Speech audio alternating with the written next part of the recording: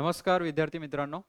Selection track academy नागपूरच्या online प्लॅटफॉर्मवर पुन्हा एकदा तुमचं सर्वांचं स्वागत. विद्यार्थी मित्रांनो, तुम्ही सर्वांनी 1 डिसेंबरची एक्झाम दिलेली आहे आणि तुमच्या ॲनालिसिसमध्ये किंवा तुम्ही जो पेपर सोडवलेला आहे त्याच्यामध्ये बरेचसे विद्यार्थी आता आन्सर चेक्स करत आहेत आपले, की कोणकोणते उत्तर आपले बरोबर होते, चुकीचे होते. थोडासा आपल्याला हा विलंब लागलेला आहे यासाठी, की आपण प्रत्येक प्रश्नाचं व्यवस्थितरित्या विश्लेषण दिलं गेलं पाहिजे, या अनुषंगाने आपण ते ॲनालिसिस केलेलं आहे. आणि आयोगाचे जे प्रश्न आपण बघितले तर तुम्हाला थंबनेलवर दिसेल, की मी त्या संदर्भातलं सायन्सचा जो पार्ट होता सामान्य विज्ञानाचा आणि करंट अफेअर्स चालू घडामोडीचे जे प्रश्न होते त्याचं विश्लेषण घेण्याचा प्रयत्न करणार आहे. आणि काही 1-2 प्रश्न असू शकतात ज्याच्यामध्ये संभ्रम थोडासा आहे. आयोगाची जी आन्सर की येईल त्याच्यामध्ये बऱ्याचदा आपल्याला दिसते की थोडीफार तफावत असते. तर त्याच्यामध्ये आपण मोस्ट ऑफ द जे उत्तर आहेत ते या अनुषंगाने बघणार आहे, की तेच उत्तर असू शकतं. थोडाफार जर चेंज झाला तर होऊ शकते की आयोगाचं उत्तर काय असू शकते त्या संदर्भातलं. परंतु ॲक्युरेटली 99% आपण सगळ्या गोष्टींचं विश्लेषण जे आहे ते बघणार आहोत. तुम्ही सर्वांनी परीक्षा दिलेली आहे, त्याच्यामुळे तुम्हाला माहीत असेल की कोणत्या अनुषंगाने आपल्याला प्रश्न विचारलेले होते. आता जे विद्यार्थी नवीन होते, पहिल्यांदा ज्यांनी एक्झाम दिली, त्यांना होऊ शकते की सायन्सचे, सामान्य विज्ञानाचे जे प्रश्न असतील ते थोडेसे किचकट गेले असतील. परंतु मोस्ट ऑफ द क्वेश्चन जर आपण बघितले तर लक्षात येतं की हे सगळे क्वेश्चन्स आपल्या बेसिक सिलेबसमधून विचारलेले होते. म्हणजे जर तुम्ही 8वी, 9वी, 10वी, 11वी, 12वीचं फिजिक्स स्पेशली त्याच्यानंतर केमिस्ट्री हे जर व्यवस्थितरित्या केलं असतं किंवा केलेलं असलं, तर तुमचे हे most of the question solve केलेले झाले असते. आलं लक्षात? तो सुरुवातीला मी सामान्य विज्ञानाचा जो सेक्शन आहे तो आपण डिस्कस करूया आणि त्यानंतर याच व्हिडिओमध्ये कंटिन्यू आपण चालू घडामोडीचे प्रश्न जे आहेत त्याचं विश्लेषण करूया आणि समजून घेऊया की आयोगाचा यावर्षीचा कल कशा पद्धतीचा होता. लक्षात येईल आपल्या की पेपर जो आहे तो पूर्णपणे हार्डही नव्हता आणि दुसरी गोष्ट सोपीही नव्हता. बऱ्याचशा ऑप्शन्समध्ये, बऱ्याचशा क्वेश्चन्समध्ये आपल्याला थोडंफार फसवण्याचा, घुमवण्याचा प्रयत्न केलेला आयोगाने. बाकी काही नाही. त्याच्यामुळे बरेचसे क्वेश्चन्स असे होते जे आपल्याला वाटतील की किचकट होते किंवा खूप जास्त अवघड होते. परंतु हालाकी त्या ऑप्शन्समध्ये आपल्याला चालू घडामोडी जेव्हा आपण पाहू, तेव्हा लक्षात येईल की त्याच्यामध्ये थोडासा आपल्याला फसवण्याचा प्रयत्न केलेला आहे. आलं लक्षात? तो स्टार्ट करूया. सुरुवातीला आपण सामान्य विज्ञानाचा जो आहे सेक्शन पाहूया याच्यामध्ये. पहिला जो प्रश्न होता हा फार बेसिक क्वेश्चन विचारलेला होता आणि थोडासा क्वेश्चन्स आपण पाहूया सायन्स किंवा चालू घडामोडीचे पण जेव्हा आपण क्वेश्चन बघतो थोडेफार ॲप्लिकेशन बेस्ड त्याच्यामध्ये काही प्रश्न येत असतात. आलं लक्षात? आता बघा जनरल अंडरस्टँडिंग इथे तुमची ॲनालाइज करण्याचा प्रयत्न केला होता आयोगाने, की खोलीतील तापमानावर 300 के 300 के म्हणजेच आपण तापमानावर म्हणजे रूम टेम्परेचर म्हटलेलं आहे इथे. सो रूम टेम्परेचरवर वस्तूद्वारे उत्सर्जित होणाऱ्या औष्णीय प्रारणासाठी महत्त्वपूर्ण योगदान तरंग लांबणी किती असते?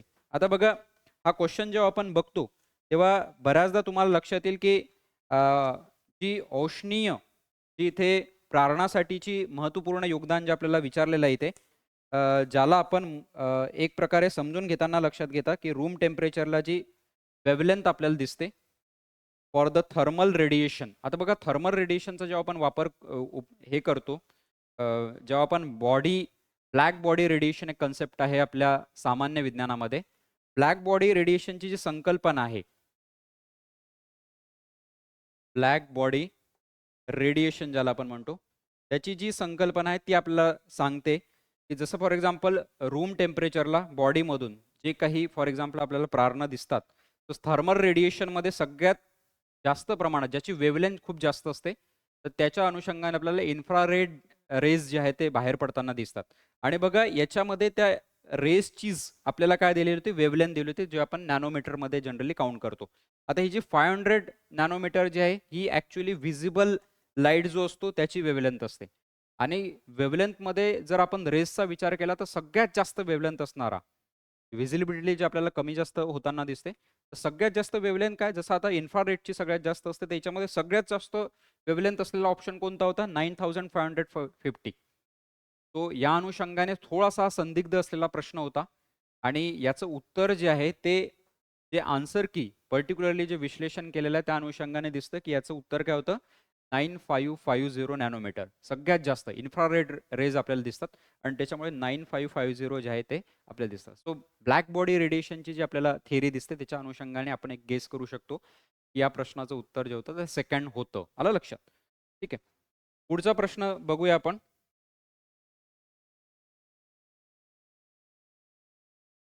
सेकंड क्वेश्चन होता. आता सेकंड क्वेश्चन फार कॉमन सेन्सचा आणि फार इझी क्वेश्चन होता हा.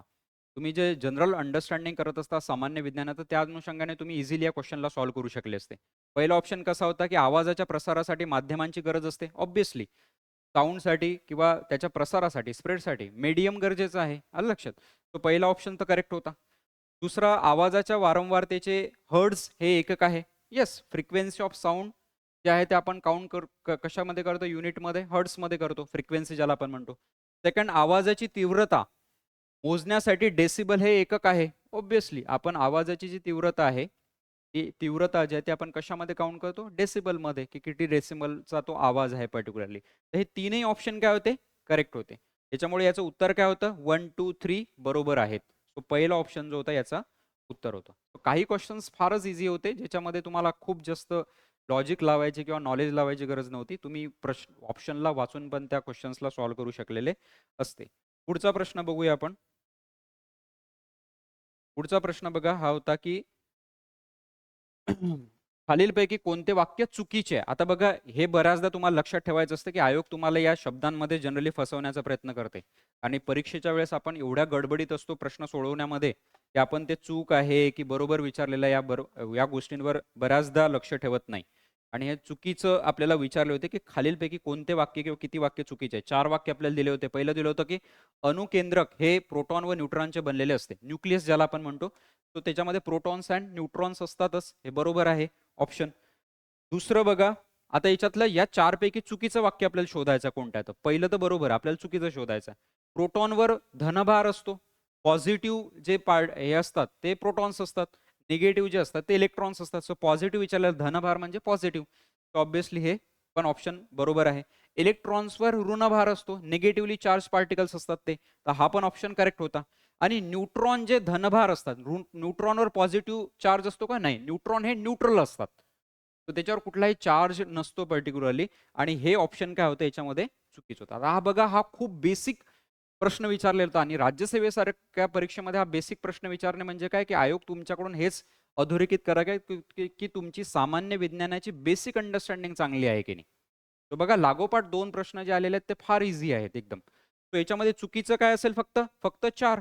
म्हणजे ऑप्शन काय होतं या उत्तराचं? तर ऑप्शन 4 जे होतं ते करेक्ट आन्सर होतं. पुढचं आपण जाऊया. आता बघा, पुढचा प्रश्न थोडासा हा संदिग्ध आहे.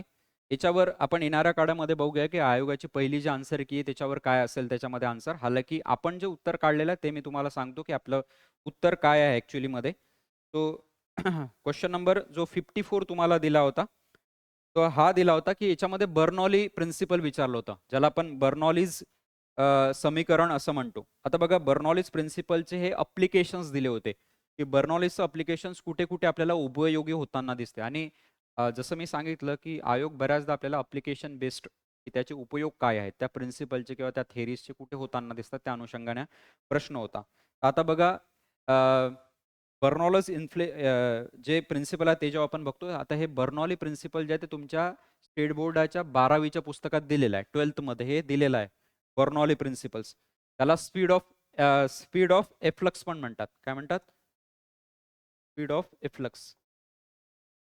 अशा स्वरूपाचं ते दिलेलं आहे. आणि त्या कन्सेप्टमध्येच एक उदाहरण दिलेलं आहे व्हेंचुरी ट्यूब म्हणून. व्हेंचुरी ट्यूब. आता बघा, इथं व्हेंचुरी पंप दिलेला आहे. याच्यामध्ये थोडीशी संदिग्धता आहे, की आयोगाने जर व्हेंचुरी ट्यूब कन्सिडर केलेलं असेल किंवा आपण व्हेंचुरी पंप जो आहे तो पण एक त्याच्यामध्ये ॲज अ एक्झाम्पल म्हणून किंवा ॲप्लिकेशन म्हणून गृहीत धरलेलं आहे. तर त्याच्यामुळे ॲस्पिरेटर पंपमध्ये तर या बर्नौली प्रिन्सिपलचा वापर होतोच. व्हेंचुरी पंपमध्ये पण आपण लक्षात घेऊया, की याच्यामध्ये होतो. आणि प्रवाहाची जी गती असते, प्रवाहाच्या गतीमध्ये पण याचा उपयोग होतो. आता बघा, याच्यामध्ये उपयोग होत नाही हे विचारलेलं आहे. म्हणजेच उत्तर काय असू शकतं याचं? वरीलपैकी कोणतेही नाही. ठीक आहे. सो याचं उत्तर काय होतं? 4. ठीक आहे. None of the above. त्याच्यानंतर बघूया आपण पुढचा प्रश्न जो होता, तो होता, की वर फेकलेल्या कणाची गती 0 असते, परंतु त्याचे त्वरण किती असते? म्हणजेच बघा, एखादी वस्तू जर आपण वर फेकली, तर त्याची जर व्हेलॉसिटी 0 असेल, तर ॲक्सेलरेशन किती असेल? आता बघा, या प्रश्नाला जर तंतोतंत बघितलं तर तुम्ही म्हणाल की ऍक्सेलरेशन पण झिरोच असेल, है ना? गती त्या व्हेलॉसिटी जर कमी हे असेल तर ऍक्सेलरेशन पण कमी असेल त्याचं. परंतु ऍक्सेलरेशन जे आहे, जे आपण म्हणतोय, तर ते त्वरण जे असेल ते काही ना काहीतरी असेलच. आलं लक्षात? तर 9.8 मीटर पर सेकंड स्क्वेअर आपल्याला जे दिसतं, है ना? ऍक्सेलरेशन्स ड्यू टू ग्रॅव्हिटी, गुरुत्वाकर्षणा एवढे त्वरण, हे याचं काय होतं? उत्तर होतं. शून्य नसणारच, काही ना काहीतरी ऍक्सेलरेशन असेलच असेल.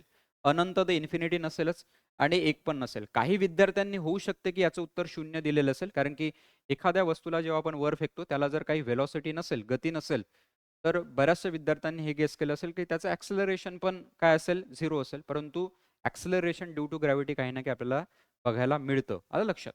तो याचं उत्तर काय होतं? तर याचं उत्तर असू शकतं थर्ड. पुढचा प्रश्न आपण बघूया. पुढचा प्रश्न होता की खालीलपैकी कोणती तरंग लांबी पदार्थाच्या स्फटिक आंतररचना अभ्यासण्यासाठी वापरली जाते? आता हा फार क्रिस्टल स्ट्रक्चर स्टडी जर तुम्ही वाचलं असेल विज्ञानामध्ये, तो क्रिस्टल स्ट्रक्चर स्टडीमध्ये यापैकी अतिनील अल्ट्राव्हायोलेट रेडिएशन्स तर वापरले जातच नाही, गॅमा रेडिएशन्स पण नाही वापरले जात, अवरक्त तरंगलांबी पण नाही वापरले जात. याच्यामध्ये एक्स रे रेसचा वापर जनरली केला जातो क्रिस्टल स्ट्रक्चर थेरीमध्ये पर्टिक्युलरली. आलं लक्षात? एक बेसिक थेरी तुम्हाला विचारली होती, त्याच्यामध्ये एक्सरेजचा वापर केला जातो. ठीक आहे. इन्फ्रारेड जे दिलेले आहेत ते इन्फ्रारेड पण अवरक्त जे असतात ते जनरली वापरले जात नाही. सो याचं उत्तर काय होतं? क्ष किरण तरंगलंबी. तरंगलांबी. नंतर कोणत्या विभागातील वनस्पतींना वनस्पती सृष्टीचे उभयचर असे म्हटले जाते? आता हा बेसिक प्रश्न होता. जे कॅटेगरायझेशन केलं जातं वनस्पतींना, जे कॅटेगराईज केलेलं आहे त्याचं कॅटेगरायझेशन तर तुम्ही व्यवस्थित वाचलं असेल तर तुमच्या लक्षात येईल की उभयचर ह्या ज्या वनस्पती आहे यांना ब्रायोफायटामध्ये काय केलं जातं? गणलं जातं किंवा डिवाइड केलं जातं. हा एक बेसिक प्रश्न विचारलेला होता तुम्हाला. आलं लक्षात? सो तुम्ही 11-12चं जर इव्हन 8-9-10चं पण जर व्यवस्थित वाचलेलं असेल ना, झुलॉजी किंवा बॉटनी, तर त्याच्यामध्ये हा प्रश्न होता. ठीक आहे. याचं उत्तर काय होतं? पहिलं. पुढे जाऊया आपण. पुढे आता बघा, हा थोडासा प्रश्न जो आहे तो याची समजण्याची किंवा याला ऑप्शन जे दिले होते थोडेसे काय दिले होते की डिस्कसिव्ह दिले होते, विस्तृत दिले होते. आता बघा, DNA संरचनेच्या अनुषंगाने खालील 4 विधानांपैकी 2 विधाने संयुक्तित आहे. संयुक्तित म्हणजे काय? इंटरलिंक आहे किंवा एकमेकांशी जुडलेले आहेत. एकमेकांना कुठेतरी ते जुडतात. आणि या संयुक्तित विधानांची आपल्याला काय करायची? निवड करायची. आता आपल्याला ऑप्शन्स किती दिले होते? 4. 4 पैकी होऊ शकते की 2 ऑप्शन्स असे आहेत जे एकमेकांसोबत जुडतात किंवा 3ही ऑप्शन असू शकतात जे एकमेकांसोबत जुळू शकतात. पहिलं ऑप्शन काय दिलं होतं की DNAची संरचना 2 लांब न्यूक्लिओटाइडच्या साखळ्यांनी बनली असून त्या एका सामान्य अक्षाभोवती काय असतात? गुंडाळलेले असतात. सो न्यूक्लिओटाइडचा असतोच ऑब्व्हियसली, जे आपल्याला DNA दिसतात पर्टिक्युलरली, आणि एक काय असतात? हे बॉन्ड जे असतात एक प्रकारे काय असतात? या अक्षाभोवती गुंडाळलेले असतात पर्टिक्युलरली. तर हा ऑप्शन बरोबर आहे. DNAची संरचना 2 न्यूक्लिओसाइडमध्ये नसते. तर हे न्यूक्लिओसाइड काय असेल? कट असेल. आलं लक्षात? तर हे ऑप्शन आपण बाहेर काढूया. आता बघा, हे जे बरोबर वाक्य आहे याच्यासोबत उरलेले जे 2 वाक्य कोणतं संयुक्तित आहे, जुळलेलं आहे, ते आपण बघूया. या दोन एकमेकांशी अशा रीतीने पूरक आहेत की ॲडेनाईन नेहमी थायमाइन सोबत व सायटोसाइन ग्वानिन सोबत जोडलेली असते. येस. सो हे वाक्य काय बरोबर आहे? ॲडेनाईन हा डबल बॉन्ड क्रिएट करत असतो थायमिन बरोबर, आणि सायटोसिन जो आहे तो ट्रिपल बॉन्ड क्रिएट करत असतो. आलं लक्षात? तो आपण बघूया, 2 साखळे एकमेकांशी पूरक नसून यामध्ये ॲडेनाईन सोबत युरेसिल आणि सायटोसिन सोबत ग्वानिन जोडलेले असते. तर हे वाक्य काय? इनकरेक्ट आहे. तो ए आणि सी दोघं काय आहेत? एकमेकांबरोबर संयुक्तित आहे. तर याचं उत्तर काय होतं? ए अँड सी, म्हणजेच तिसरं उत्तर याचं काय होतं? बरोबर होतं. आलं लक्षात? तो ए आणि सी याचं बरोबर होतं. तो DNA बद्दल सामान्य विज्ञानामध्ये तुम्ही वाचलेलं असतं, परंतु या इथे विचारण्याचा जो दृष्टिकोन होता फार वेगळ्या अँगलने इथे प्रश्न आयोगाने काय केला होता? डिझाइन केला होता. पुढचा प्रश्न बघूया आपण. पुढचा प्रश्न काय दिलेला होता की शेल्डन अँड श्वान या दोघांच्या सिद्धांत, पेशी सिद्धांत, जे यांनी सेल थेअरी दिलेल्या आहेत. काय दिलेल्या आहेत? सेल थेअरी आपल्याला इथे विचारलेली होती. पेशी संदर्भातली जी काही थेअरी किंवा आपल्याला सिद्धांत दिसतो तो इथे विचारलेला होता. आता सेल थेअरीचा जर आपण विचार केला तर शेल्डन आणि श्वान यांनी ट्रॅडिशनल सेल थेअरी दिलेली आहे. ज्याला आपण पारंपरिक पेशी एक प्रकारची सिद्धांत असा म्हणतो. आणि या संदर्भातलेच हे वाक्य दिले की खालील पैकी कोणते विधाने अचूक आहेत. अचूक म्हणजे बरोबर आहेत ते आपल्याला शोधायचे होते. ठीक आहे. आता बघा पहिलं वाक्य जे दिलं होतं ते काय होतं की सर्व सजीव एक किंवा अनेक पेशींनी बनलेले आहेत. हे पण ट्रॅडिशनल थेअरीमध्ये येतं, जे शेल्डन आणि श्वान यांच्या थेअरीमध्ये दिलेलं आहे. पुढचं दिलेलं होतं की नवीन पेशी पूर्व अस्तित्वात असलेल्या पेशीपासून तयार होतात. आता बघा हे बी जे वाक्य आहे ते ओमिस सेल्युला ई सेल्युला जे आस्पेक्ट्स आपल्याला दिसतो किंवा थेअरी दिसते त्याच्यामध्ये आपल्याला दिसतो. म्हणजे जी मॉडिफाईड सेल थेअरी आहे किंवा मॉडर्न थेअरी आहे त्याचं हे वाक्य होतं. मॉडर्न थेअरीचं हे वाक्य होतं. ठीक आहे. हे कशाचं वाक्य होतं? मॉडर्न थेअरीचं. जे विरशॉ यांनी नंतरच्या काळामध्ये आपल्याला दिसते 1855च्या आसपास जी थेअरी दिली होती मॉडिफाईड सेल थेअरीची, त्याचं हे वाक्य होतं. तर हे वाक्य याच्यामध्ये असू शकत नाही. तिसरं, पेशीच्या रासायनिक रचना आणि चयापचय कार्यामध्ये मूलभूत समानता आहेत. हे पण बरोबर आहे आणि हे शेल्डन आणि श्वान यांच्या क्लासिकल थेअरीमध्ये किंवा ट्रॅडिशनल थेअरीमध्ये आपल्याला दिसतं. चौथं दिलं होतं की एखाद्या जीवाची क्रिया ही सामूहिक क्रियाकलाप आणि त्यांच्या पेशीय संरचना परस्पर संवाद असतो. हे पण बरोबर आहे. तो पहिलं, तिसरं आणि चौथं वाक्य एकमेकांबरोबर जुळतंही आणि ते शेल्डन आणि श्वान यांच्या बेसिक ट्रॅडिशनल सेल थेअरीमध्ये दिल्या गेलेले आहेत ऑलरेडी. आणि दुसरं वाक्य जे आहे ते विरशॉ यांची जी मॉडिफाईड सेल थेअरी आहे, ज्याला आपण मॉडर्न थेअरी ऑफ सेल्स म्हणतो, त्याच्यामध्ये हे वाक्य त्यांनी सांगितलेलं आहे किंवा त्याची संकल्पना त्यांनी दिलेली आहे. आता याचं उत्तर काय असेल मग? ए, सी आणि डी. तर याचं उत्तर काय होतं? ए, सी आणि डी म्हणजेच तिसरं उत्तर याचं बरोबर होतं. पुढे जाऊया आपण. पुढचा प्रश्न दिला होता की लिफ ब्लाइट ऑफ व्हीट. आता इथं बघा ब्लाइट संदर्भातला आजार दिला होता. आता ब्लाइट संदर्भातला जो आजार आहे किंवा ब्लाइटशी निगडित जो आजार आपल्याला विचारला होता की लिफ ब्लाइट ऑफ व्हीट हा रोग खालीलपैकी कोणत्या बुरशीच्या संसर्गामुळे होतो? आलं लक्षात? आता हा जो लिफ ब्लाइट ऑफ व्हीट आजार जो आहे, ज्याच्यामुळे बघा ब्लाइट म्हणजे काय? ब्लाइट इन द सेन्स काय की जे झाडं असतात त्यांचे जे पानं असतात किंवा फांद्या ज्या असतात त्याचा रंग जो आहे तो उडताना दिसतो किंवा रंग जाताना दिसतो किंवा त्याच्यावर डाग पडताना आपल्याला दिसतं, याला म्हणतो आपण ब्लाइट. आता हा ब्लाइट जो आहे तो तांदूळ आणि गव्हांचा जर आपण विचार केला तर अल्टरनॅरिया ट्रिटिसिना हा जी बुरशी आहे याच्या संसर्गामुळे आपल्याला प्रसारित होताना दिसते. ठीक आहे. सो याचं उत्तर काय होतं? याचं उत्तर होतं बी. म्हणजेच दुसरं याचं उत्तर होतं अल्टरॅनिया ट्रॅटिसिना या बुरशी संसर्गामुळे हा प्रसारित होताना आपल्याला दिसते, ब्लाइट होत असल्यामुळे. आलं लक्षात? ब्लाइट असल्यामुळे. ठीक आहे. नंतर पुढचा प्रश्न आपण पाहूया.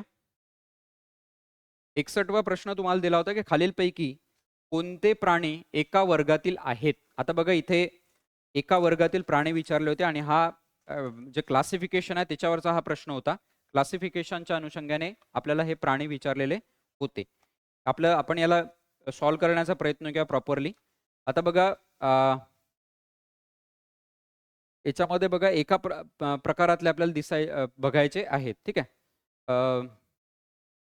इचथिओफिस जो आहे, हा इचथिओफिस जे आहे हे ॲम्फिबियन्स आहेत, हे लक्षात घ्याल. इचथिओफिस काय आहेत? ॲम्फिबियन्स आहेत पर्टिक्युलरली. हिपोकॅम्पस जे आहे, हिपोकॅम्पसमध्ये जनरली आपल्याला सी हॉर्स येताना दिसतात. कशामध्ये येताना दिसतात? सी हॉर्स याच्यामध्ये दिसतात. आणि सी हॉर्स काय आहेत? सी हॉर्स हा एक प्रकारचा मासा आहे आणि या माशामध्ये एक प्रकार वैशिष्ट्य आपल्याला हे दिसतं की मेल प्रेग्नंट होतं त्याच्यामध्ये. काय होतात? मेल सी हॉर्स जे आपल्याला ते प्रेग्नंट होताना दिसतात. आलं लक्षात? आणि हे जे इचथिओफिस आहे एक प्रकारचे ब्लाइंड वर्म्स आपण म्हणू शकतो. ठीक आहे. आता बघा बाकीचे आपण पर्याय बघूया की हा जो आहे हा पण दिलेला मासा हा दिलेला आहे. त्याच्यानंतर हिपोकॅम्पस इथे पण दिला होता. इचथिओफिस इथे पण दिला होता आणि हिपोकॅम्पस इथे पण दिला होता. परंतु हे जे बाकीचे आहेत हे दुसऱ्या प्रकारामध्ये येतात. आता बघा टोपेंडो, प्रिस्टिस, हिपोकॅम्पस हा पण मासा आहे, ॲनाबस पण हा मासा आहे. तो हे चौथं जे ऑप्शन होतं हे चौथं ऑप्शन जे आहे या कॅटेगरीमधले सगळे जे आहेत ते माशांचे प्रकार आहेत, फिशेसचे प्रकार आहेत. त्याच्यामुळे आपल्याला काय विचारलं होतं की कोणते प्राणी एका वर्गातील आहे?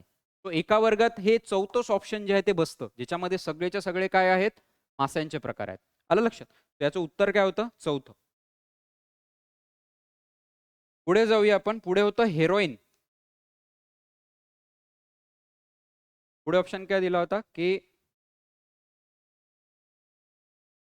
61 पर्यंतचे प्रश्न होते. ठीक आहे. पुढचा प्रश्न बघा.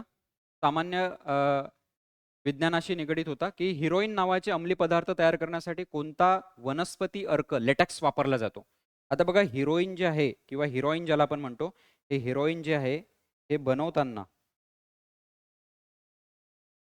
मॉडिफाईड मॉर्फिनचा तयार केला जातो. मॉडिफाईड मॉर्फिन जे आहे, ते मॉडिफाईड मॉर्फिन जे आहे त्याचा वापर करून अशा पद्धतीचे हेरोईन जे आहे ते बनवलेले जातात. काय असतं ते? मॉडिफाईड मॉर्फिन ज्याला आपण म्हणतो. आणि याचा वापर करून हे हेरोईन जे आहे ते जनरली बनवल्या जाते. ठीक आहे. आता बघा याला दुसरं हेरोईनला दुसरं नाव पण आहे, ज्याला डाय ॲसिटिल मॉर्फिन पण म्हणतात. डाय ॲसिटिल मॉर्फिन हे पण विचारू शकतात आयोगाद्वारे. ठीक आहे. आणि हे जे आहे ते ओपिओइड्समध्ये येतात. ओपिओइड्समध्ये येतात, हे तुम्ही वाचलेलं असेल ऑलरेडी.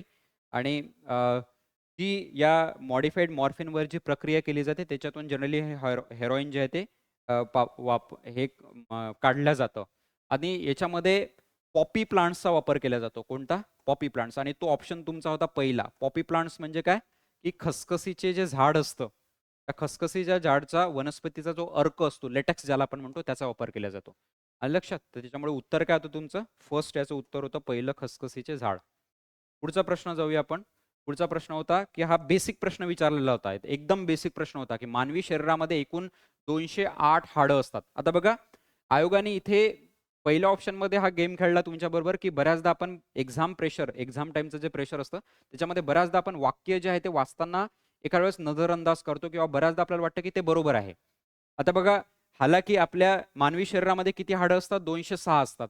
बऱ्याच विद्यार्थ्यांना या ऑप्शनकडे जास्त लक्ष दिलं असेल. 206, 208 त्यांच्या आसपास त्यांना विचार केला असेल त्यांनी आणि या ऑप्शनला पण बरोबर केलं असेल. तो किती हाडं असतात? 206 असतात. जे 5 प्रकारांमध्ये 5 टाइप्समध्ये डिवाइड केलेले असतात पर्टिक्युलरली. आलं लक्षात? आणि मणके आणि चेहऱ्यांची जी हाडं असतात ते अनियमित हाडांची उदाहरणं आहेत. हे बरोबर ऑप्शन होतं. आलं लक्षात? इर्रेग्युलर टाइप्स ऑफ बोन्स म्हणतात त्यांना. आणि ह्या 5व्या प्रकारातील 4थ्या प्रकारामध्ये हे जनरली आपल्याला येताना दिसतात. तर बघा, पहिला जो टाइप आहे तो आहे लाँग बोन, ज्याला आपण लांब हाड म्हणतो. त्याच्यानंतर शॉर्ट बोन आपण म्हणू शकतो, की ज्याला आपण एक प्रकारे काय म्हणतो, आखूड बोन. फ्लॅट बोन असतं एक प्रकारे सपाट बोन. इर्रेग्युलर बोन, ज्याच्यामध्ये हे आपल्याला मणके आणि यांचे येतं. आणि सेस्मॉइड बोन, असे 5 प्रकार आपल्याला जनरली दिसतात हाडांचे. आलं लक्षात? तो याचं उत्तर काय होतं बघा आता. पहिलं ऑप्शन तर कट केला, दुसरा करेक्ट होता आपला, म्हणजेच काय फक्त ब. फक्त ब कोणतं होतं? दुसरं ऑप्शन होतं. आलं लक्षात? तो अशा पद्धतीने थोडंसं कॉमन सेन्स आपल्याला लावायचं होतं या प्रश्नांमध्ये. नंतर बघा, नंतरचा प्रश्न होता की हात आणि पाय यांच्यातील हाड व सांधे यांच्यातील साधारण साम्य व्यक्त करण्यासाठी खालील जोडी आपल्याला लक्षात घ्यायची. आता हा पण फार बेसिक होता. तुम्ही जर जनरली त्या परीक्षेच्या दरम्यान थोडंसं व्हिज्युअलाइज जरी केलं असतं तर तुम्ही या प्रश्नाला सॉल्व्ह करू शकले असते. खांद्याचा जो सांधा आहे, खांद्याचा जो सांधा आहे तो आपल्या कशाची जुडू शकतो? हिप सांध्यासोबत जुळू शकतो, है ना? खांद्याचा जो सांधा आहे तो आपल्या हिप बोन सोबत जुळतो, है ना? तो व्हिज्युअलाइज जरी केलं असतं, आता बघा, याच्या पहिलं जरी तुम्ही क्लिक केलं असतं ना तरी उत्तर तुमचं आलं असतं. कारण ए मध्ये चौथं काय आहे? एकाच ऑप्शन मध्ये आहे. ए मध्ये चौथं काय आहे? एकाच ऑप्शन मध्ये आहे. तर उत्तर याचं काय होतं? फर्स्टच उत्तर होतं त्याचं. परत बघा, ह्युमरस जो आहे तो कशाशी? फिमरशी निगडीत आहे. नंतर कोपर जे आहे आपलं, कोपर जे आहे ते गुडघ्याशी. हे जे कोपर आहेत हे गुडघ्याच्या जॉईंटशी आपल्याला संलग्नित असताना दिसतात. आणि रेडिओ अल्ना जो होता तो टिबिओ फिब्युला याच्यासोबत जुळलेला होता. तर याचं उत्तर काय होतं? पहिलं होतं. आलं लक्षात? सो एक बेसिक अंडरस्टँडिंगवर हा क्वेश्चन होता. तुम्हाला व्हिज्युअलाइज करून पण या उत्तराला तुम्ही सॉल्व्ह करू शकले असते. नंतरचा बघा प्रश्न काय होता? नंतरचा, रासायनिक खतांच्या अतिवापरामुळे जमिनीवरील वाढलेल्या आम्ल उदासीनीकरण करण्यासाठी, म्हणजेच न्यूट्रलायझेशन करण्यासाठी, आम्लांचं न्यूट्रलायझेशन करण्यासाठी कोणते रसायन वापरले जाते? आता बघा, आम्ल म्हणजेच काय? ऍसिडचं न्यूट्रलायझेशन करण्यासाठी आपण कशाचा वापर करतो? बेसचा वापर करतो. आणि हाच प्रश्न विचारलेला की रासायनिक खतांच्या अतिवापरामुळे जी ऍसिडिटी वाढते सॉइल्सची, ती न्यूट्रलाइज करण्यासाठी कोणत्या बेसिक कंपाऊंडचा किंवा बेसिक गोष्टीचा आपण वापर करतो? बेसचा वापर करतो. आता बघा, हा थोडासा प्रश्न संदिग्धित आहे की आयोग याचं आन्सर कीमध्ये येणाऱ्या आन्सर कीमध्ये काय उत्तर देतं. आपण याला आपल्या नॉलेजवर जर सॉल्व्ह करण्याचा प्रयत्न केला तर लक्षात येईल आपल्या की जो बेस आपण जनरली आम्ल जे बेस जो आपण वापरतो तो आपण बघा याच्यामध्ये उत्तर काढताना लक्षात येईल आपल्या की याचं उत्तर असू शकतं लाईम वॉटर, ज्याला आपण चुन्याची निवडी म्हणतो. आलं लक्षात? लाईम वॉटरला दुसरं नाव आहे कॅल्शियम हायड्रॉक्साईड. काय आहे दुसरं नाव? कॅल्शियम हायड्रॉक्साईड याचं दुसरं नाव आहे. कॅल्शियम हायड्रॉक्साईडला गुड बेस म्हणून वापरलं जातं. एक योग्य बेस म्हणून याला संबोधल्या जातं. ठीक आहे. ज्याच्यामुळे सॉइल्सची आपल्याला ॲसिडिटी जी आहे ते कमी होताना दिसते. आलं लक्षात? याचं उत्तर आपण काढलेलं आहे चुन्याची निवडी फक्त ब याचं उत्तर असू शकतं. आता बघा आयोग त्याचं काय उत्तर देतं आपण येणाऱ्या काळामध्ये पाहूया. मिल्क ऑफ मॅग्नेशिया जो आहे हा जनरली शरीरातील आम्ल जे आहे ते कमी करण्यासाठी या मिल्क ऑफ मॅग्नेशियाचा ॲज अ बेस म्हणून वापर केला जातो. त्याचं उत्तर काय होतं? तिसरं फक्त ब. पुढचं जाऊया आपण उत्तर बघूया की खालीलपैकी कोणती त्या धातूंची किंवा त्या जोडी किंवा जोड्या त्या खनिजांपासून वेगळे काढण्यासाठी सायनाइड जटिल आयनचे द्रावण वापरले जाते. आता बघा हा तुम्हाला एक बेसिक कन्सेप्ट माहीत असेल. काही कंपाऊंड्सला किंवा काही गोष्टींना त्यांच्या जे नॉर्मल स्थिती असते त्यांना बऱ्याचदा त्या गोष्टींना जे आहे ते पाण्यामध्ये किंवा द्रावणामध्ये भिजवून ठेवल्या जात असते बघा. तर द्रवात जनरली हे द्रावण जे आहे ते भिजवल्या जाते. आता बघा याच्यामध्ये बेसिक जर आपण बघितलं की ते लिचिंग प्रोसेस होत असते त्याच्यामुळे. तर ॲल्युमिनियम एक आहे ज्याला जनरली द्रावणामध्ये जे आहे ते किंवा द्रवात भिजवून ठेवले जाते. तर याच्यामध्ये कोण आहे? ॲल्युमिनियम आहे. दुसरा याच्यामध्ये गोल्ड AU ज्याला आपण म्हणतो आणि तिसरा आहे सिल्वर. यांना जनरली द्रावणामध्ये जे आहे ते भिजवल्या जाते. हे 10वीच्या स्टेट बोर्डमध्ये पण दिलेलं आहे पर्टिक्युलरली. आता बघा याच्यामध्ये कॉपर आणि आपल्याला जो गोल्ड हे ना ऑप्शन नसू शकते. कोणती जोडी आहे ते आपल्याला विचारात घ्यायचं आहे. AG आणि CO तर नसणार. AG आणि AU या दोघांपैकी एक आहे. आलं लक्षात? आणि सोडियम वगैरे याला काही भिजवल्या असं जात नाही. त्यामुळे याचं उत्तर काय होतं? सी. फक्त सी कुठे होतं? तर दुसरं ऑप्शन होतं ते. आलं लक्षात? आपल्याला जोडी लक्षात घ्यायची होती ती. आलं लक्षात? तो बघा याचं उत्तर होतं सी. पुढचा प्रश्न जाऊया आपण. हे तेल आणि चरबीमधले असंतृप्तता ज्याला आपण काय म्हणतो दुसरं अनसॅच्युरेशन जे आहे ते मोजण्यासाठी वापरतात. आता अनसॅच्युरेशन मोजण्यासाठी याच्यामध्ये सिंपल थिअरी होती. याचं काही जास्त एक्सप्लेनेशन द्यायची पण गरज नाही. तुम्हाला सगळ्यांना माहिती आहे याला म्हणतात आयोडीन मूल्य. काय म्हणतात? आयोडीन मूल्य, आयोडीन व्हॅल्यू. आलं लक्षात? तर अनसॅच्युरेशन जे आहे ते मोजण्यासाठी किंवा काउंट करण्यासाठी आयोडीन व्हॅल्यू जे आहे ते जनरली काउंट केल्या जाते. है ना? आणि हे बेसिक आहे दिल्या गेलेलं NCERTमध्ये. तुम्ही जर NCERT वाचलेलं असेल तर याच्यामध्ये हे दिलेलं आहे ऑलरेडी. पुढचा प्रश्न पाहूया आपण. पुढचा प्रश्न बघा आता ही रिॲक्शन दिली होती इथे की खालील रासायनिक अभिक्रिया कोणत्या प्रकारात मोडते ते ओळखा. आता बघा हे रिॲक्शन होती का ॲक्च्युअलमध्ये ते मी इथे लिहितो. तुम्हाला जर व्हिजिबल होत नसेल तर ते होती 2KClO3 है ना. सॉलिड इन द सेन्स दिलेला आहे इथे आणि हीटिंग दिलेलं आहे 2KCl सॉलिड आणि प्लस 3O2. ठीक आहे. 3O2 as a bye product इथे दिलेलं आहे. ठीक आहे. आता बघा जेव्हा हे सिग्नेचर असेल तेव्हा इन द सेन्स काय की हे जी थिअरी ही जी रिॲक्शन असू शकते ही एंडोथर्मिक रिॲक्शन असू शकते. कुठली असू शकते? एंडोथर्मिक थिअरी रिॲक्शन असू शकते. आता बघा उष्मादेय आणि विस्थापन तर हे जनरली येणार नाही. अपघटन किंवा प्रकाश रासायनिक अभिक्रियाच्या संदर्भातली हे असू शकते. तर याबद्दल थोडीशी संदिग्धता आहे. उत्तर जे आपण काढलेलं आहे ती आहे अपघटन अभिक्रिया. डिकम्पोजिशन जे आहे ते असू शकतं. याचं उत्तर काय असू शकतं? सी याचं उत्तर असू शकतं. आता पाहूया आपण आन्सर की मध्ये काय येईल तर येणाऱ्या काळामध्ये. ठीक आहे. तो उत्तर काय असेल याचं? डिकम्पोजिशन. पुढचं प्रश्न पाहूया आपण. पुढचा प्रश्न आता खालील विधाने विचारात घ्या. रासायनिक अभिक्रियेचा दर हा.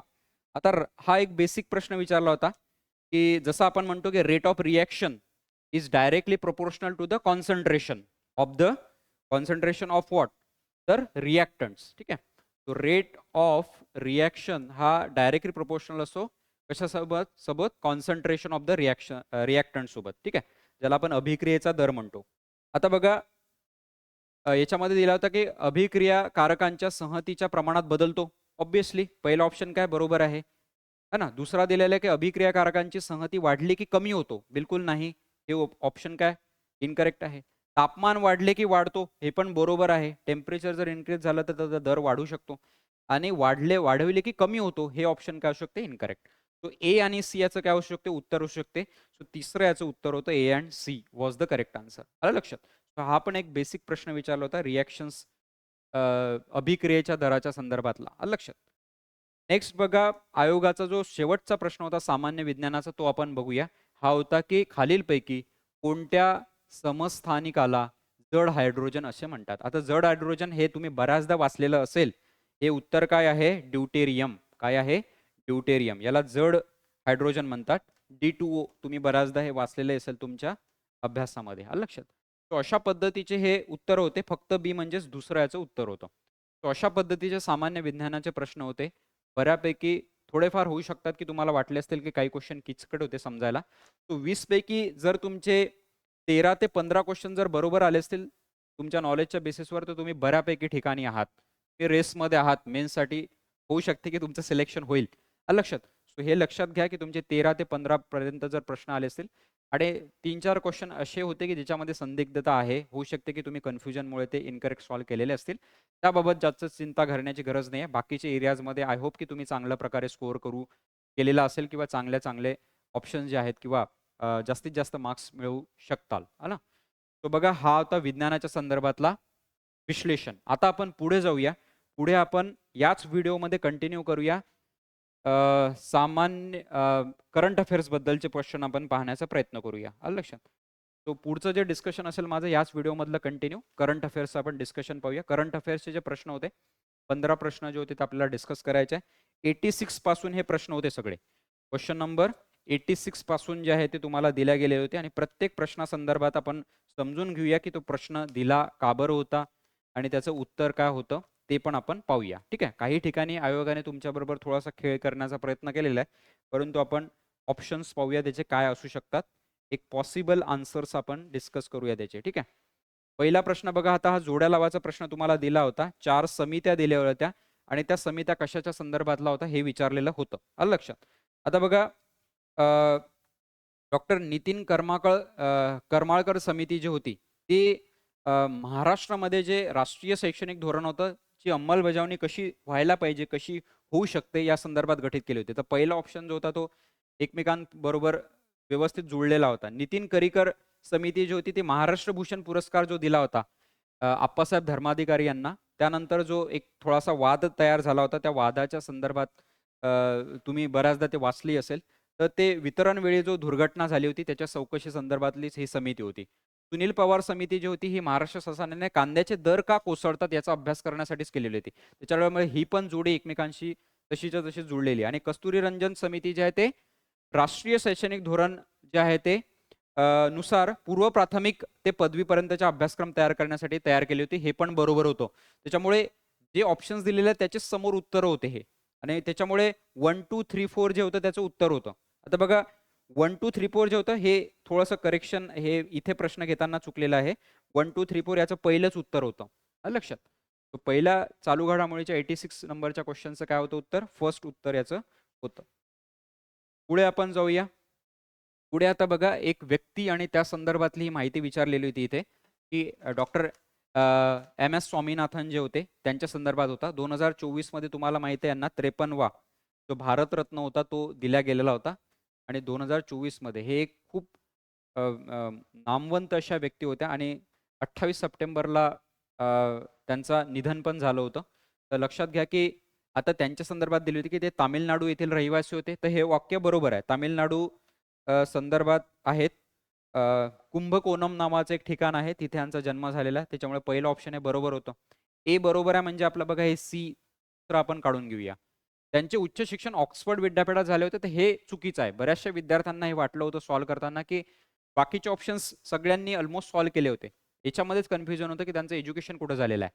तो बघा की त्यांचं लोकल एज्युकेशन तर आपल्याला स्थानिक युनिव्हर्सिटीजमध्येच झालेलं असतं. उच्च शिक्षण जे आहे त्यांचं केम्ब्रिज विद्यापीठामध्ये झालं होतं. कुठं? केम्ब्रिज विद्यापीठातून त्यांनी पी-एच-डी केलेली आहे. त्याच्यामुळे याचं हे ऑप्शन काय होतं? इनकरेक्ट होतं. ऑक्सफर्ड विद्यापीठा संदर्भात नव्हतं. तो बी ऑप्शन जर आपण काढला तर आपलं पहिलं ऑप्शन जाईल. आलं लक्षात? आणि चौथं ऑप्शन जाईल. म्हणजेच आपलं उत्तर काय होतं? दुसरं याचं उत्तर होतं. तो ते कृषी विभागाचे शास्त्रज्ञ होते. बरोबर आहे. आलं लक्षात? आपल्या भारतामध्ये भारतीय हरित क्रांतीचे जनक आपण त्यांना म्हणतो. हे काही काळ राज्यसभेचे सदस्य होते. हे पण ऑप्शन बरोबर होतं आणि त्यांना रॅमन मॅगसेसे पुरस्कार मिळालेला हे पण बरोबर आहे. आलं लक्षात? परत पहिलं वर्ल्ड फूड प्राइज पण त्यांना मिळालेलं आहे. परत पद्मश्री, पद्मभूषण, पद्मविभूषण हे सगळे अवॉर्ड त्यांना मिळालेले आहे. भारतरत्न पण त्यांना दिला गेलेला आहे मागच्या याच वर्षीचा. आलं लक्षात? तो लक्षात घ्या, याचं उत्तर काय होतं? दुसरं उत्तर होतं ACDE. आलं लक्षात? ठीक आहे. तो या ठिकाणी थोडासा आयोगाने तुमच्याबरोबर गेम खेळण्याचा प्रयत्न केलेला आहे, बाकी काही नाही. ठीक आहे. 87चं उत्तर काय होतं? सेकंड. पुढे जाऊया आपण. पुढचा चालू घडामोडीचा प्रश्न होता. 88 नंबरचा क्वेश्चन होता. हा बघा, पुढील पैकी योग्य विधाने विचारात घ्या. आता बघा 4 ऑप्शन्स दिलेले आहे आणि संविधानाची जी आपली नवीन बिल्डिंग एक प्रकारे संसदेची जी नवीन बिल्डिंग बनलेली आहे पार्लमेंटची, त्या संदर्भात होता आणि हा अपेक्षित होता यावर्षी विचारण्याच्या अनुषंगाने. कारण की त्याचं जे कॅटेगरायझेशन किंवा जे वैशिष्ट्य दाखवलेलं ते होऊ शकते की तुम्हाला विचारतील यावेळेस. तो नव्या संसदेतील जे लोकसभेच्या आतील भागाची रचना आहे ती राष्ट्रीय प्राणी सिंहाच्या संकल्पनेवर आहे, तर हे ऑप्शन बरोबर आहे. आलं लक्षात? सो बघा, लोकसभा जी होती, लोकसभा त्याचं जे आंतरिक स्ट्रक्चर आहे ते सिंहाच्या म्हणजेच लायनच्या संदर्भात होतं. ते ऑप्शन काय आहे? इनकरेक्ट आहे. इथे मी करेक्ट जरी म्हटलेलं आहे, सो इनकरेक्ट ऑप्शन आहे. आंतरिक रचना जी आहे लोकसभेची ती मोराच्या आकाराची किंवा त्या आकाराची तयार केली गेलेली दिसते आपल्याला. आलं लक्षात? तो बऱ्याच जणांनी याला सिंह म्हणून ते करेक्ट केलेलं आहे. सो पहिलं ऑप्शन्स काय होतं याच्यामध्ये? इनकरेक्ट होतं. दुसरं ऑप्शन दिलेलं होतं हे बघा, की राज्यसभेची जी रचना आहे ते भारताचे राष्ट्रीय फूल कमळाच्या संकल्पनेवर आधारित आहे. तर हे ऑप्शन काय? करेक्ट आहे. आलं लक्षात? ठीक आहे. आणि तिसरं ऑप्शन दिलं होतं, की नव्या संसद भवनाचे उद्घाटन 28 मे 2023 रोजी जे आहे ते करण्यात आलं होतं. येस, विदा सावरकरांची त्या दरम्यान त्या दिवशी जयंती पण असते. त्या दिवशी याचं उद्घाटन केलं होतं. हे ऑप्शन बरोबर होतं. लोकसभा अध्यक्षांच्या बाजूला ऐतिहासिक अशोक चक्राची स्थापना केलेली आहे. तर हे ऑप्शन काय? इनकरेक्ट आहे. बाजूला जो आहे तो सेंगॉल लावलेला आहे, तो तुम्हाला माहिती आहे. सेंगॉल फार जास्त चर्चेमध्ये पण होता. आता बघा, तुम्ही म्हणाल की अध्यक्षांच्या अ, अ, वरती आम्हाला किंवा वरती जिथे ते बसतात तिथे अशोक चक्र आहे, तर ते बरोबर आहे. इथे बाजूला विचारलेलं आहे. तो बाजूला अशोक चक्र आणि बाजूला सेंगॉल दिसतो आणि वरती जिथे ते बसतात त्याच्या वरती आपल्याला अशोक चक्र दिसतं. त्याच्यामुळे हे पण ऑप्शन काय होतं? इनकरेक्ट होतं. त्याच्यामुळे याचं उत्तर काय होतं? बी आणि सी. आता बी आणि सी कुठे दिलेलं आहे? बी आणि सी, तर हे पहिल्या ऑप्शनमध्ये दिलेलं होतं. बी आणि सी याच्यातलं उत्तर होतं. आलं लक्षात? नेक्स्ट पुढे जाऊया आपण. पुढचा प्रश्न दिलेला होता, की अलीकडेच ओडिशाच्या मुख्यमंत्र्यांनी मुख्यमंत्री संपूर्ण पुष्टी योजना जी आहे ती सुरू केलेली आहे. या योजनेचे प्राथमिक उद्दिष्ट काय? प्राथमिक म्हणजे काय? पहिलं आणि सर्वोच्च महत्त्वाचं जे उद्दिष्ट असेल, एकच उद्दिष्ट असते प्राथमिक उद्दिष्ट जेव्हा आपण म्हणतो तेव्हा. आता बघा, या 4 पैकी ते एक उद्दिष्ट आहे. तर आपल्या बघा, जिथे ड्युएल 2 ऑप्शन्स दिलेले आहेत तेच ऑप्शन्स आपला नसणारच. प्राथमिक जे असतं तेव्हा ते एकच उद्दिष्ट जनरली असतं. ठीक आहे. तो ए किंवा बी या 2 ऑप्शनपैकी याचं उत्तर होतं. मुलींच्या मग बघा, आता सी आणि डी तर याच्यामध्ये नसणारच, ते आपण बाहेर काढूया. त्याला एलिमिनेट करूया. मुलींच्या उच्च शिक्षणाला चालना देणे आणि राज्यातील माता आणि बालकांच्या पोषणामध्ये सुधारणा करणे.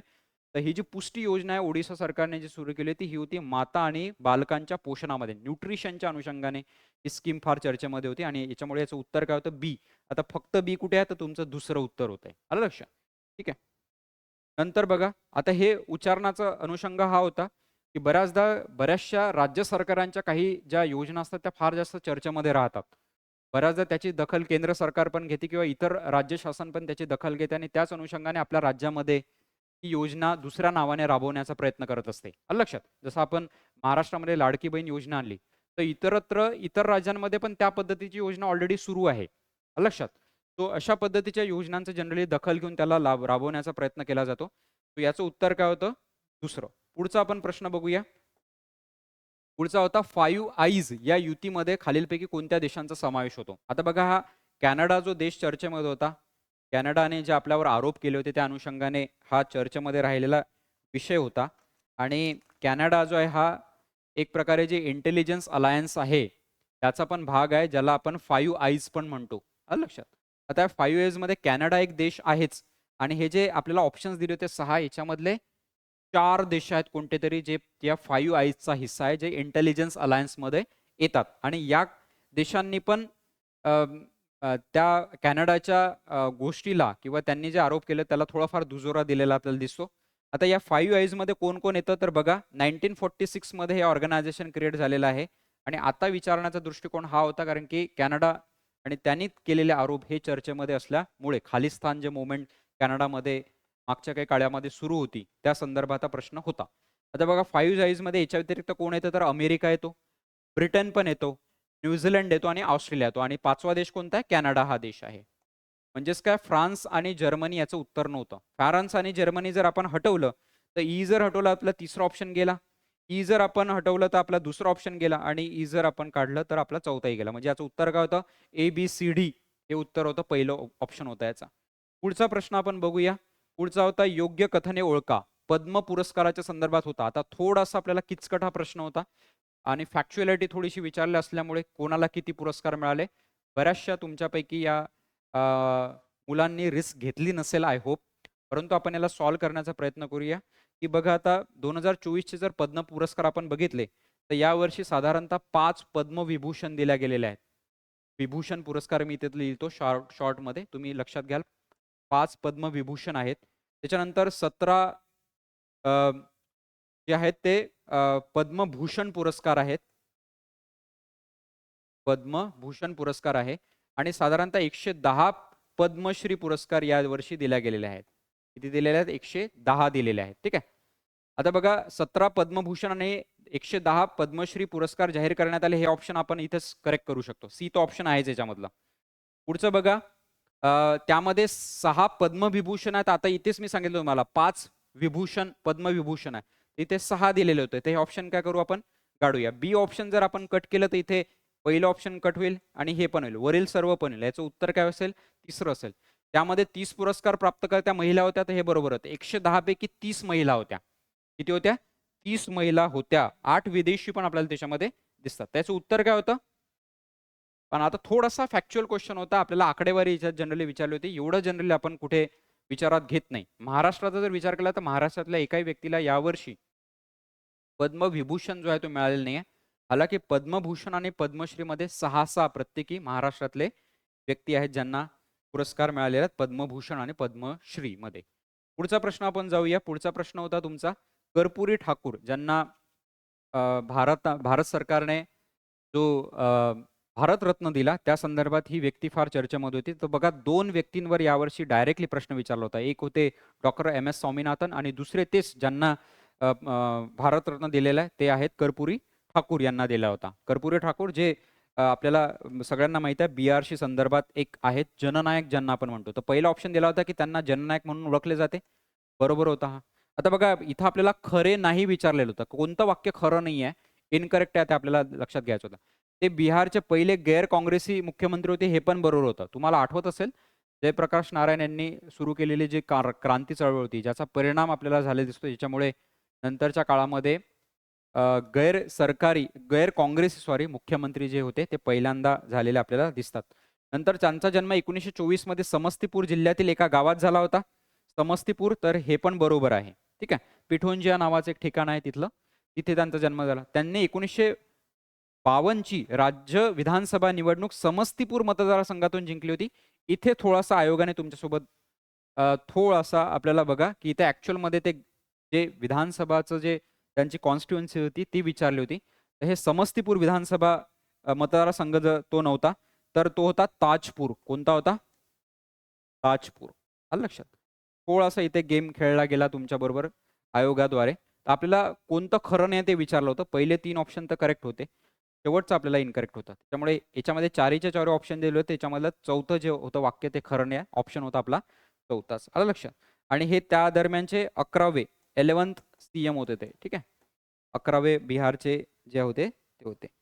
आणि भारताने यावर्षी जो सगळ्यात जास्त भारतरत्न दिले, 5 भारतरत्न, त्यांच्यापैकी एक व्यक्ती आहे. ठीक आहे. पुढचा आपण जाऊया. मुख्यमंत्री सौर कृषी वाहिनी योजनेसंदर्भात पुढीलपैकी योग्य विधाने ओळखा. आता या प्रश्नाबद्दल सुरुवातीला सांगतो, थोडीशी संदिग्धता आहे. आयोग काय याचं उत्तर देईल ते आपण बघूया. आपण जे उत्तर काढलेलं आहे ते आपण पाहूया की ही योजना जून 2017 मध्ये देवेंद्र फडणवीस मुख्यमंत्री असताना सुरू केलेली आहे. ऑप्शन बरोबर होतं. 2017 मधली ही योजना आहे जी देवेंद्र फडणवीस यांनी सुरू केलेली आहे. देवेंद्र फडणवीस त्या दरम्यानचं एक व्हिजन पण होतं की दिवसा पण सौर ऊर्जा जी आहे त्याचा वापर जे आहे तो झाला पाहिजे. त्याच्याद्वारे वीज निर्मिती होऊन ते जे इलेक्ट्रिक फीडर आहे, जे सोलारवर आधारित असतील, त्याचा उपयोग झाला पाहिजे. तर या योजनेचा मुख्य हेतू शेतकऱ्यांना कृषी फीडरच्या माध्यमातून वीज पुरवठा उपलब्ध करून देणे हा आहे. बरोबर आहे. जे इलेक्ट्रिक फीडर असतात त्यांनाच ही सोलारद्वारे जी वीज निर्मिती केली जाते ती तिथे प्रोव्हाइड केली जाते आणि नंतर मग तो वीज पुरवठा होतो. या योजनेअंतर्गत शेतकऱ्यांना प्रति एकर 50,000 भाडे देण्याचा निर्णय सरकारने घेतला होता. हे पण ऑप्शन बरोबर होतं या योजनेसंदर्भातला. आता बघा घोळ कुठे झाला? तर 33 केव्ही किलोवॅट उपकेंद्रापासून 10 किलोमीटर पर्यंतच्या सरकारी जमिनीवर सोलार पॅनल उभारले जातात. आता बघा तसं जर बघितलं तर आयोग याच्यामध्ये थोडासा या ऑप्शनमध्ये कुठेतरी खेळ करू शकतो. कारण की ही जी योजना होती ज्याचा जो 1.0 होता, 1.0 म्हणजे पहिला जो भाग होता त्याच्यामध्ये बघा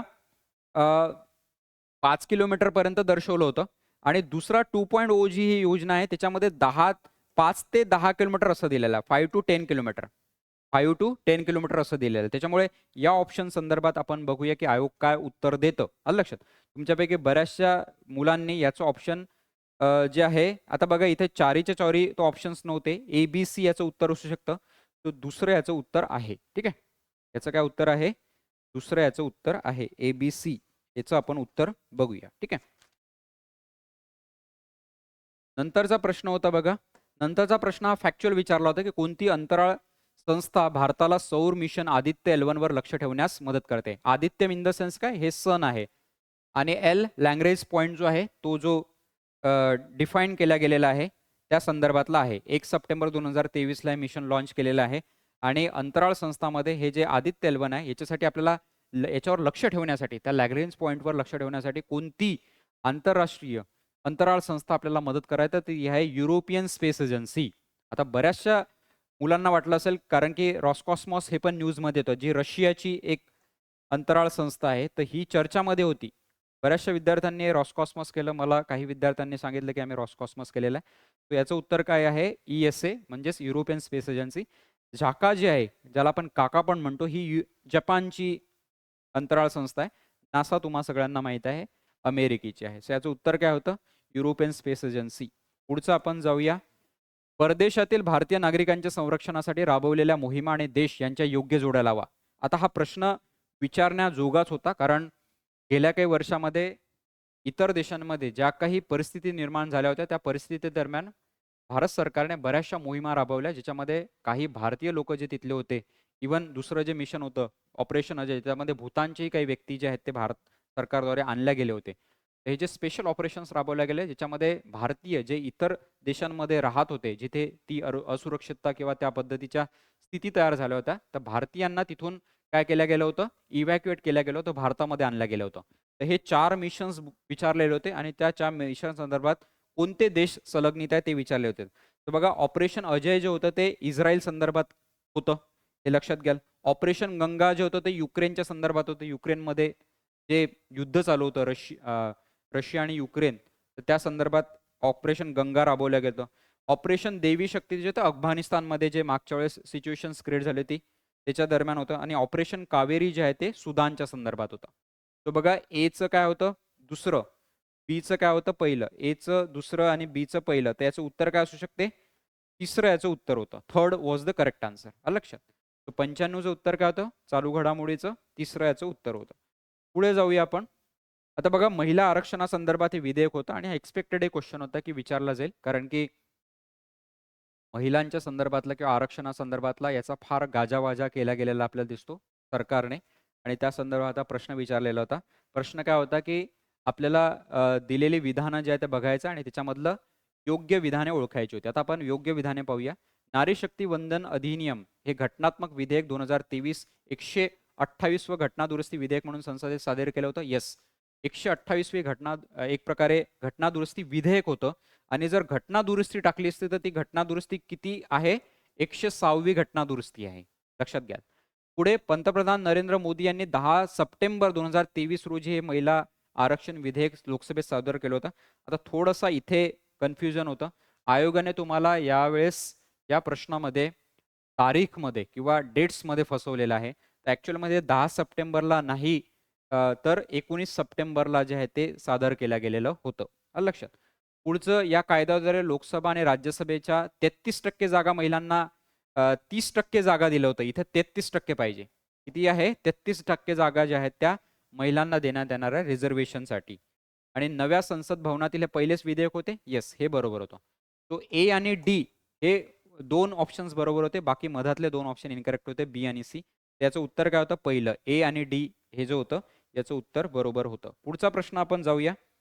पुढचा प्रश्न होता, आता हा थोडासा किचकट प्रश्न आयोगाने टाकला होता इथे. आशियाई क्रीडा स्पर्धाच्या संदर्भात 2023च्या ज्या स्पर्धा झाल्या होत्या त्या संदर्भातला प्रश्न होता. आणि या स्पर्धेसंदर्भात आपल्याला अचूक विधानं, योग्य विधानं जे आहे ते निवडायची होती. आता बघा, या स्पर्धा चीनमधील हाँगझोऊ या ठिकाणी भरवण्यात आल्या होत्या, हे बरोबर आहे. 2024च्या ज्या एशियन गेम्स झाले होते ते चायनामधल्या हाँगझोऊ या शहरामध्ये भरवल्या गेले होते. दुसरं ऑप्शन बघूया. दुसरं दिलं होतं की उद्घाटन प्रसंगी लवलीना बोरगोहेन या नेमबाजाने भारताकडून ध्वजारोहकाची भूमिका बजावलेली होती. आता बघा, वाचताना बऱ्याच मुलांनी या ऑप्शनला पण करेक्ट केलं होतं. परंतु बघा, उद्घाटना प्रसंगी बघा लवलीना बोरगोहेन यांनी एक प्रकारे ध्वजधारकाची भूमिका निभावलेली आहे. परंतु लवलीना बोरगोहेन ह्या नेमबाजीच्या संदर्भातल्या एक प्रकारे खेळाडू नाही आहेत. तर ह्या कोण आहेत? ह्या बॉक्सर आहेत. कोण आहेत? बॉक्सर आहेत. तर त्या बॉक्सिंगच्या संदर्भात आहेत. इथे आयोगाने फसवलं तुम्हाला. तर दुसरं ऑप्शन काय होतं? इनकरेक्ट. या स्पर्धेत 28 सुवर्ण पदकासह भारताने 4थे स्थान पटकावले, हे बरोबर होतं. आणि शेवटचा ऑप्शन जो दिला होता की या स्पर्धेत एकूण 107 पदके भारताने मिळवली, तर हे ऑप्शन पण बरोबर होतं. तर बघा, इथे थोडासा फक्त स्पोर्ट्स कॅटेगरी चेंज केली आणि आयोगाने फसवलं तुम्हाला. तर याचं काय होतं? ACD. आता ACD कुठे येतं तुमच्या ऑप्शन्समध्ये? तर 4थ्या ऑप्शनमध्ये येतं. तर चौथं याचं काय होतं? ऑप्शन होतं उत्तर याचं करेक्ट. पुढे जाऊया आपण. पुढचा होता क्वेश्चन, बार काउन्सिल ऑफ इंडियाच्या आंतरराष्ट्रीय वकील परिषद 2023 चे उद्घाटन कोणत्या शहरात झाले होते? आता हे मोस्ट ऑफ द मुलांना आलं नव्हतं, परंतु काही मुलांनी, जेवढे मुलांनी हा सॉल्व्ह केला त्यांनी 99% पोरांनी काही प्रमाणात गेस योग्य केलेलं आहे याचं. की बघा, बार काउन्सिल ऑफ इंडियाची ही जी आंतरराष्ट्रीय वकील परिषद झाली होती 2023 मध्ये. आता आंतरराष्ट्रीय वकील आंतरराष्ट्रीय परिषद आहे, त्याच्यामुळे जनरली ही राजधानीच्या शहरामध्ये होऊ शकते. असं जर ज्या विद्यार्थ्यांनी गेस केला असेल त्या विद्यार्थ्यांनी याचं ऑप्शन करेक्ट केलेलं आहे, कारण की याचं उत्तरच ते होतं नवी दिल्ली. तर 2023 मध्ये ही जी आंतरराष्ट्रीय वकील परिषद झाली होती bar council India, bar council of इंडियाद्वारे, तर ही नवी दिल्ली येथे आयोजित करण्यात आली होती. आलं लक्षात. पुढचा आपण प्रश्न जाऊया. तो होता जागतिक क्षुधा निर्देशांक, ग्लोबल हंगर इंडेक्स ज्याला आपण म्हणतो. काय म्हणतो? Global hunger index. आणि हा 2023चा विचारला होता, कारण की 2023 मध्ये हा जो ग्लोबल हंगर इंडेक्स आला होता त्याच्यामध्ये भारताची जी कॅटेगरायझेशन केलेलं आहे ही सिरियस कॅटेगरायझेशन केलं आहे. सिरियस कॅटेगरीमध्ये भारत येतो. 125 देशांच्या यादीमध्ये भारत 111व्या स्थानी होता. याचं उत्तर काय होतं? 111वं स्थान. ठीक आहे. कोणत्या स्थानी लागतो? तर 111व्या सिरियस कॅटेगरीमध्ये होता. आणि भारताची जी स्कोअर होता तो 28.7 स्कोअर आहे, जो की फार कमी आहे आणि सिरियस कॅटेगरीमध्ये येणारा आहे. आलं लक्षात. सो याचं उत्तर काय होतं? तो बऱ्याचदा आपल्याला जे निर्देशांक विचारले जातात, इंडेक्सेस, ते कोणाद्वारे पब्लिश केले जातात असा एक प्रश्न येतो बऱ्याचदा. आणि त्या निर्देशांकामध्ये रँकिंग काय आहे हे बऱ्याचदा तुम्हाला लक्षात ठेवावं लागतं किंवा पाठ करावं लागतं. कारण की किती सारे निर्देशांक दरवर्षी किंवा एका वर्षामध्ये जारी केले जातात. त्याच्यामधले जे महत्त्वाचे रँकिंग्स असतात त्यांचे रिपोर्ट्स कोणाद्वारे किंवा निर्देशांक इंडेक्सेस कोणाद्वारे पब्लिश केले जातात हे जनरली विचारण्याचे एक प्रकारे चान्सेस असतात. आलं लक्षात. आणि त्यावरच हा प्रश्न विचारला होता ग्लोबल हंगर इंडेक्सचा. आणि आयोगाचा या वर्षीचा चालू घडामोडीचा जो शेवटचा प्रश्न होता तो आपल्याला पाहायचा आहे. ठीक आहे. आता बघा, शेवटचा प्रश्न जो आहे तो आपल्याला सुरुवातीला दिलेला आहे, कदाचित तो आपण पाहूया पुढे.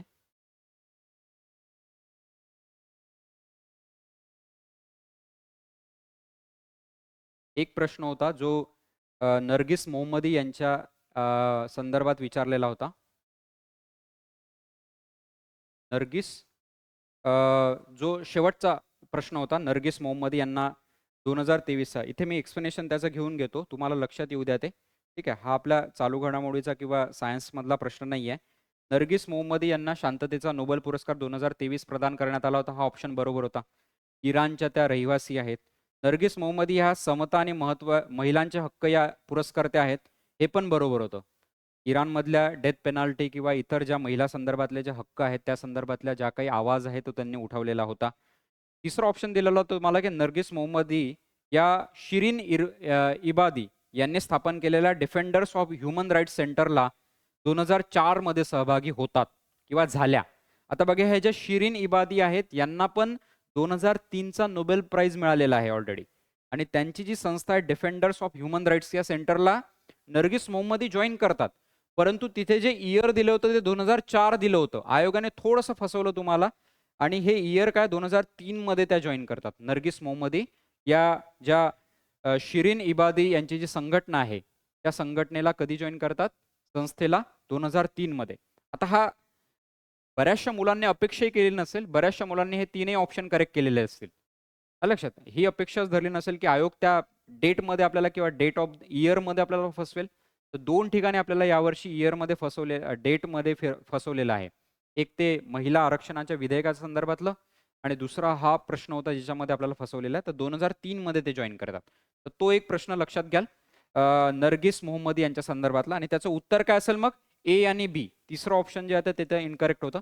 तर त्याचं उत्तर होतं पहिलं, ज्याच्यामध्ये ए अँड बी हे ऑप्शन दिलेले होते. आलं लक्षात? तो अशा पद्धतीचं विद्यार्थी मित्रांनो हे विश्लेषण होतं. आय होप की तुम्ही जे आन्सर की तुमची आता आयोगाची तर येईलच. आपण मोस्ट ऑफ द 99% जे उत्तर आहेत किंवा जे प्रश्न आहेत त्याला सॉल्व्ह करण्याचा प्रयत्न केला आपल्या परीने आणि त्या संदर्भात आपण हे विश्लेषण घेतलं आहे. त्या संदर्भात तुमची आन्सर की स्वतःची तयार करून घ्या आणि निराश बिलकुल आपल्याला व्हायचं नाही आहे. कारण की जे प्रश्न तुम्ही सॉल्व्ह केलेले आहेत ते तुमच्या नॉलेजचा तुम्ही जो अभ्यास केलेला आहे त्या अनुषंगाने तुम्ही सॉल्व्ह केलेले आहेत. जे 2 सेक्शन्स मी घेतलेले आहेत त्या सेक्शन्सला तुम्ही बऱ्यापैकी आता अॅनालाइज करून घ्याल. पुढचे जे सेक्शन्स आहेत आपले ते पण सिलेक्शन ट्रॅकच्या ऑनलाईन प्लॅटफॉर्म्सवर तुम्हाला बघायला मिळतील. त्याचे पण आपले जे दुसऱ्या फॅकल्टीज आहेत ते बाकीचे जे सेक्शन्स आहेत आपले इतिहास, भूगोल, पर्यावरण असेल किंवा इकॉनॉमिक्स असेल, आपलं अर्थशास्त्र असेल आणि सीसॅटचं पण आपल्याला विश्लेषण बघायला मिळेल.